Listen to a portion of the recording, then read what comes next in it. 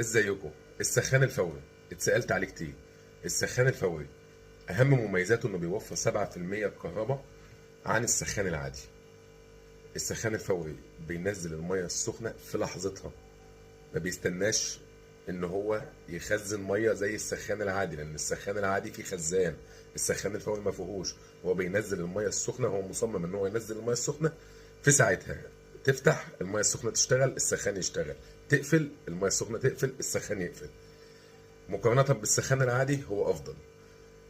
الشكل الديكوري بتاعه كويس جدا. حجمه صغير في الحجم جدا لأن ملوش خزان.